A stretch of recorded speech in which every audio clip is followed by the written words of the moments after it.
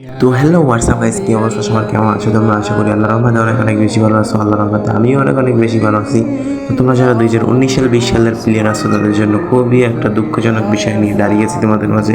তো তোমরা যারা স্পোর্টের গেম প্লেগুলো দেখো, টুর্নামেন্ট ভিডিওগুলো দেখো, তারা কিন্তু অবশ্যই আমাদের প্লেয়ারের নামটা বললে চিনে যাবা, যার নাম হচ্ছে জেবি চিতা।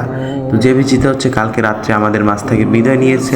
আর বিদায় নেওয়ার আগের তার টুর্নামেন্টটা, সেই টুর্নামেন্টের ভিডিওটা একটু দেখো।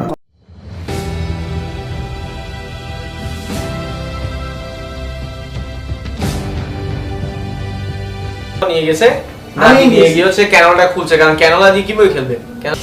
ফিনিশেস গুলো বের করতে পারবে কিনা? চিতা প্রথম নক বের করলো। রাফিম দ্য লাস্ট ম্যান সার্ভাইভিং।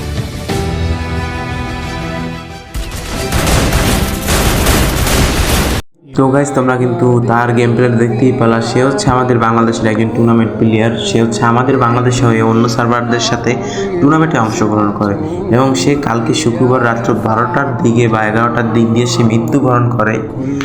আর হচ্ছে সে তার মৃত্যুর কারণ হচ্ছে তার ফুসফুসিতে হচ্ছে পানি জমছিল, যার কারণে অপারেশন হয়েছিল। অপারেশন হওয়ার পর হচ্ছে সে সেই ব্যান্ডেজ নিয়ে চলে এসে বলেছে টুর্নামেন্টে অংশগ্রহণ করার জন্য।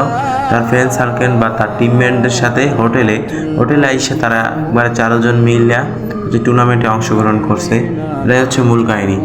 তো তোমরা তো বুঝতেই পারতেছো যে কতটা ভালোবাসলে গেম রে, বা কতটা নেশা থাকলে এরকম কাজ করে। সো এটা নেশা না বললেই হয়, কারণ এটা একটা ভালোবাসা। যারা ওল্ড প্লেয়ার আছো যারা, তারাই বুঝবে একমাত্র গেমের প্রতি কতটা ভালোবাসা। তো সবাই তার জন্য দোয়া করবা যেন সে জান্নাত নসিব হয়, আমিন। আর তোমাদের ভাই ব্রাদার বন্ধু বান্ধব সবার কাছে শেয়ার করে দেওয়ার জন্য, সবাই দেখতে পারে এবং সবাই দেখার সুযোগ পায়, এবং তার জন্য সবাই দোয়া করবা যেন সে জান্নাত নসিব হয়। তো এই পর্যন্তই, আল্লাহ হাফেজ। আজকের জন্য ভিডিও এতটুকুই।